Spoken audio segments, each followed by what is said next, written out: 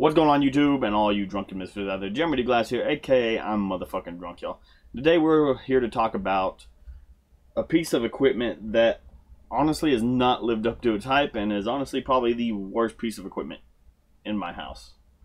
And I know some of you probably aren't excited to hear that, but I am talking about the Xbox Series X. Now, I have been an Xbox fan for quite some time. And have always been an Xbox fan. And so I stayed loyal to the Xbox. And after a good solid, what has it been now? 3 months with this thing, I can finally say this is the biggest disappointment for next-gen consoles that I have actually seen out there. Now, why, yes, load times may be fast. And other things, like some of the graphics look good. I guess I can say good because I haven't really been able to test any next-gen graphics on this console because there aren't any good next-gen games to test it with. And that's been part of the disappointment, is there's no next-gen games. There hasn't been any next-gen games. Maybe the next-gen update for GTA 5, maybe. I need to go check that out, I guess. But as far as launch games, there's nothing. There's literally nothing about this that makes it worth buying right now. And I can't even say its performance issues have been great.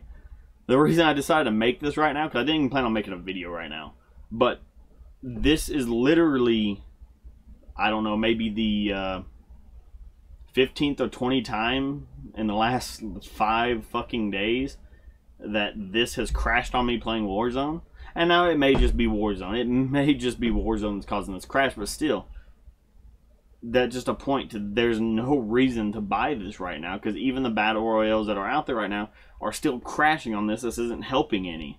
And I feel like I'm actually crashing more on my Series X than I was on my Xbox One X or my PC. I'm just still crashing a ton. There's no upside to this. I haven't even put a disc in this because, like I said, there's no good games to go out there and buy. If I do, I'm probably going to buy digital. And which really disappoints me, because even the Xbox Series X, the discless version, you're losing power, which I think is dumb. Why not just make the exact same machine just without the disc tray, charge a little bit less? It doesn't make sense to me. The storage expansion I haven't used yet because I haven't had a use for it. Like I said, there's no games. There's nothing to play on it to make it look great. Performance wise, I mean, I literally just unplugged this and it's got some decent heat to it, but I haven't had it overheat yet. I don't think, anyway. Maybe that's why it's fucking crashing. Maybe it's overheating. I don't know. But as far as the machine itself goes, I'm just super disappointed with it. It's a travesty, honestly, that there's even a shortage of these things, because they're not that great. They're really not. And I'm plugging everything back in here, so. But yeah, there's just no reason to buy it, and it's a huge disappointment. On top of that, games, like I said, you know me by now, I'm a big COD fan. Games like Warzone is what I play, and the fact that on PlayStation, from what I understand, I don't know, this is what people told me, I can turn off crossplay and don't have to worry about cheaters anymore. This, I don't have the option for that, which is dumb. On top of that, let's see. I'm literally legit trying to think of a reason to buy one of these, and there's not. There's literally not a reason to buy one of these unless you just want bragging rights. Hey, I got a Series X, nobody else does. Because they're so limited out there right now. Like, I don't understand. Like, it's just a bad console. There's nothing about it I like. The shape, that's the only thing I like. People have been dogging on the shape of them. They're not as big as they seemed. It is heavy, I'll give you that. It's a heavy motherfucker, but I like the design of it. That's probably the only fucking thing I like about it. The only thing would have been nice is that little green you see in the top. It's actually paint right below the rings. I thought maybe it was going to emit like a green light. That would have been cool. But other than that, that's the only thing I like about it, is the design. The controller. The controller interface is fucking horrible with the new Series X controllers. For one, I don't like it. They fit great in the hand, except for certain issues. This is how I play when I play COD. I'll go to sprint. This finger right here tightens up a little bit when I go to sprint. Sometimes I hit the trigger because there's no cap on the bottom now. So now I'm pulling the trigger in. I start to aim instead of sprint. Not a big fan. This right here, the share button, dumbest thing in the world. I go to hit this, and I'm always hitting this instead, or hitting this by accident. No, just screenshot. I could probably have like 300 screenshots I don't know because this button is useless. There's no need for it there. On top of that, like I said, the interface is horrible with this.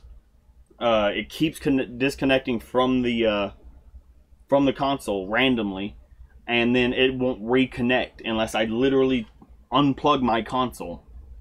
And that's the only option. I literally have to unplug the console, get the controller to turn off, and then plug it back on, then reconnect it. And going mid-game, this disconnects mid-game. And then I have to unplug it and lose all my progress. Or if I'm in the middle of an online match, lose that. And that's just, it's horrible. On top of that, it does it when your batteries go dead. So, battery goes dead. You have to, I'm telling you, listen to me, you have to literally turn this on. Hold your middle button, bring up your main menu, turn the controller off first. Then pull your batteries out, put the new ones in, and turn it back on. If you don't do that, you're not reconnecting to the console. It's horrible. Honestly, I give it a 1-star review out of 5 right now. Unless they've come up with some shit that shows some practicality in this, there's literally none. And yeah, the biggest waste of money I've ever had. It's just it's terrible.